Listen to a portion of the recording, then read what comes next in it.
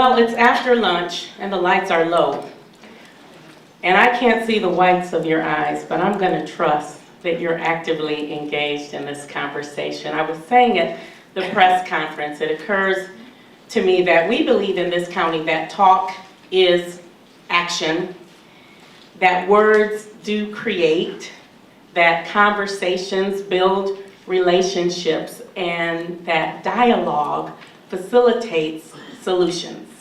And that's what we're asking of you. And I would hope that you remain engaged because of your investment in this community. My colleague in his remarks said, you know, first and foremost, I'm a resident of this community, and that resonated so much with me because it is about what we do in our own backyard. It is about the legacy and the quality of the life for us and for generations to come. And so thank you for your attendance and your attention. I'm going to just chat a bit about removing barriers to health. And when we talk about health, we're really talking and defining that term very comprehensively, very broadly. I work at the local health department, but I certainly recognize while statutorily I'm obligated to protect and promote the health of Ingham County citizens, that I can't possibly do that on my own. And so we're talking about a very broad lens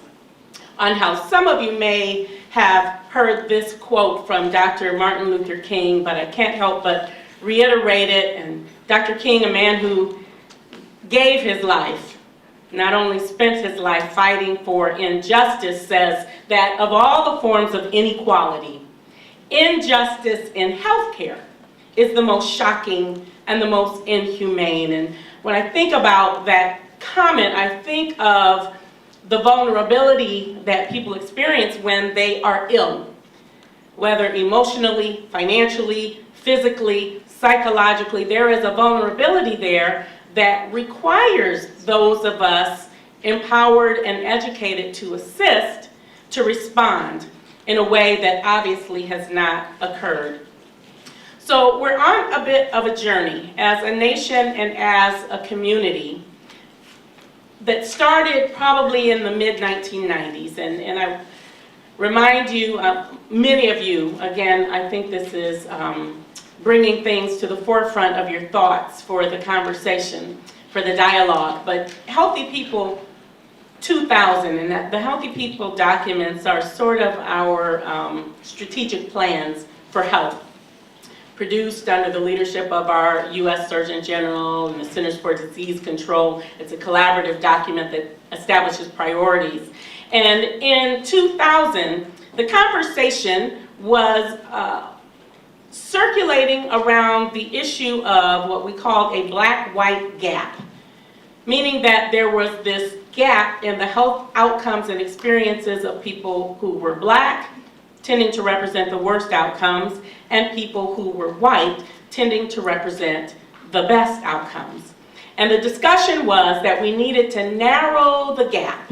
My area of work is infant mortality and pregnancy outcomes, and there was a big publication we did in Michigan narrowing the black-white infant mortality gap.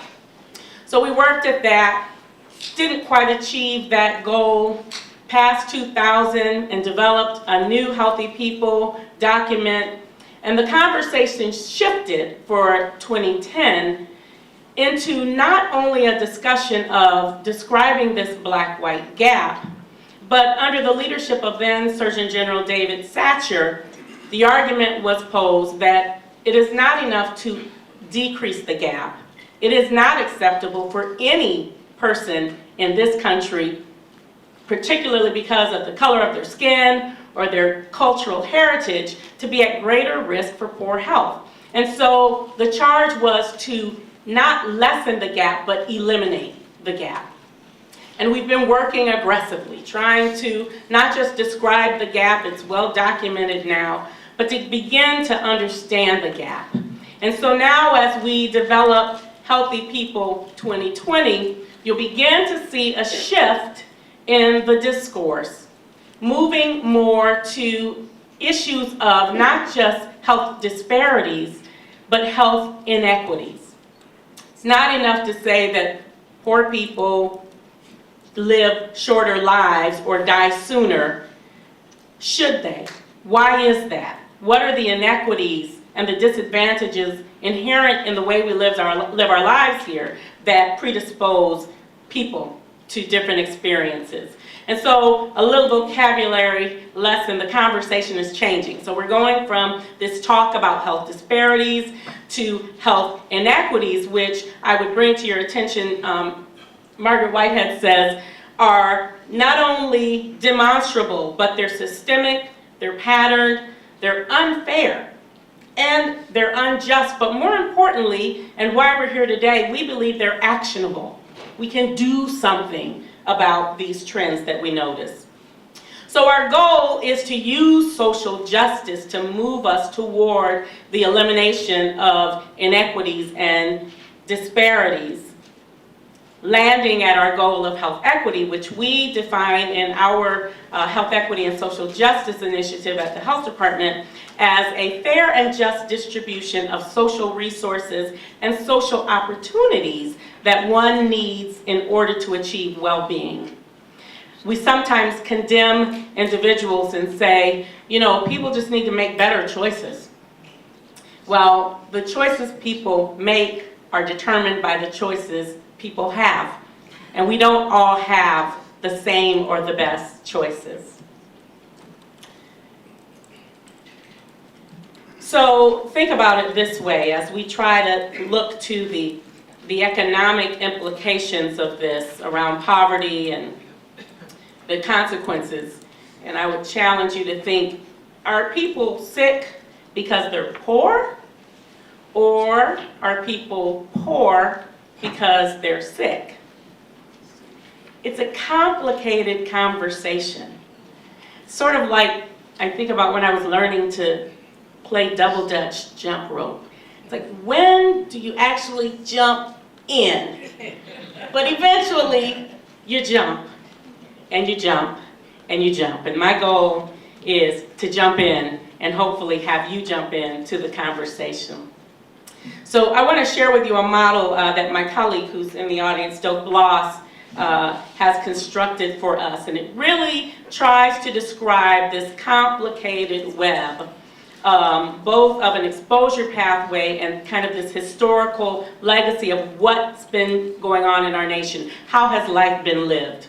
And so how do we get to health inequities and health disparities? We believe the social structure starts the cascade, and it's complicated by this imbalance in power and wealth.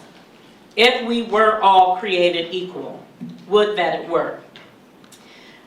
Now to this new language that we talk about, social determinants of health, which we believe contribute to psychosocial stresses, unhealthy behaviors, and ultimately to these health outcomes. Again, both physical, mental, same dynamics around economic well-being, we believe you can see. So let's fill in the blank a little bit. When we talk about social structure, we really are trying to move the conversation to that very uncomfortable place to discuss institutional racism, to discuss class oppression, to discuss gender bias, discrimination, exploitation, the legacy that has resulted and that persists from those things. And then where do we see this imbalance of power? We see it in a lot of different places. We see it in labor market inequities. We see it in access to quality education. We see it in social exclusion and isolation. We see it in limited social welfare states. It's in a number of places in our society. And ultimately, those factors that contribute to poor health outcomes, social determinants, we define as things like affordable housing, lack of affordable housing, limited transportation, low wages, not having a living wage, social decay, what's happening in communities where we're no longer our brother's keeper. What are our exposures to hazards, both environmental and social? And what happens with job insecurities? You're employed today, you're not employed tomorrow. What is the legacy of that pattern?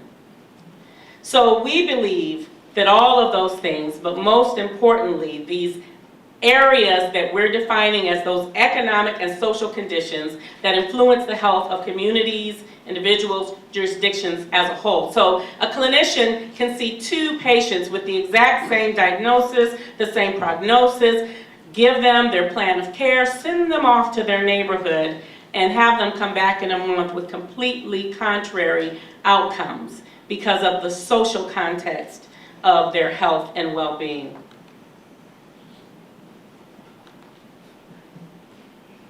So as I mentioned, just to reiterate those from the earlier slide.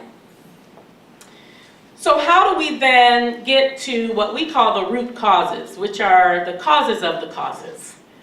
What's happening? I always like to tell the Adewale Troutman story of babies, 2 fishermen out in their anglers in the river, and they're fishing and having a good time, and they notice this baby floating down the river, and oh my goodness, grab the baby, save the baby. They grab the baby, take him to the side, to the shore, and as they're tending to that baby, they notice over their shoulder that here comes 2 or 3 more babies, and they find themselves running back and forth, grabbing babies, laying them to the shore, grabbing. And then one of the fishermen starts running upstream, and his friend says, wait, where are you going? Help me get these babies out of the river. And he says, no, I'm going to figure out how they're getting in the river in the beginning. How are we going to push ourselves? We're an acute, our orientation is around the acute. What's the immediate need? Let's fix it right now. No, let's keep it from happening. Well, I love the definition of public health I saw, which is public health is that which is, it's invisible if done well. It's the infection that doesn't happen. It's the accident that didn't occur. It's the pandemic that was controlled. So how do we get way upstream to stop things? Because we know that despite available research, all types of policymakers, we see that focus on the downstream psychological stress, unhealthy behavior, and nobody wants to talk about social structure and power and wealth because, you know, those things are divisive. They cause us to disagree. Disagreement is a part of dialogue. So, one of the strategies that we use in our health department is what we, a model that we have borrowed from Valerie Batts and Visions Incorporated. It's about not just where does oppression come from, but how do we change the legacy of oppression? So at the personal level, what do I believe? What are my values? What are my feelings? And how do those feelings and beliefs cause me to interact with others?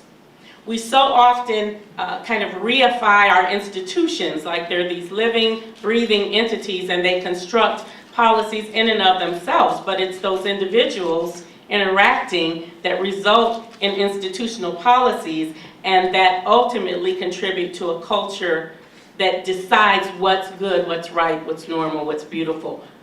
How do all these dynamics come into play? Not just in describing the problem as we did with the health disparities discussion, but in changing the problem, which is what we hope to do with the health inequities problem. So, as I close, let me challenge you with what I call the myth of staying in your lane. For some of you who may have seen the Unnatural Causes video by California Newsreel, it's a series of videos on health inequities entitled, Is Inequality Making Us Sick? Unnatural Causes. The argument from those videos is that economic policy is health policy, employment policy is health policy, education policy is health policy. We are inextricably linked, to pull words from another Martin Luther King quote. We can't tease it out. And so for me to say, well, you know, gosh, it'd be nice if they had a better education because then they could read better. When I give them their care plan, they could read their medications and know what to do. I can't tease that out. It's not my lane, it's our highway, if you would. And so always, always keeping at the forefront of the discussion, the legacy of oppression, discrimination, and racism. So our challenge, and today, is to think about how do we reclaim that history of addressing inequities through social justice. We thought we had arrived, and many sectors of society sit comfortably saying, yes, look how far we've come. But the challenge is, what do we do for those who've not yet attained as we have? Robert Wood Johnson, in a major report on health disparities, has a quote that says something like, what is needed, what is most needed in improving health disparities is to improve health and well-being for all with faster improvement for some. Sort of that concept of, I don't really like the analogy, but a rising tide floats all ships. We are in need of much as a society, and others are in need of more. So let me close with a quote from our president. And President Obama says, simply put, in the absence of a radical shift towards prevention and public health, and I define that in the most global sense, there is no way, if I could editorialize, that we will be successful in containing medical costs. It won't happen. Or in improving the health of the American people in general. And I dare say, if we're at risk as a nation, then the most vulnerable of us, young men, young boys of color, are all the more at risk. Thank you for your thoughts and your attention.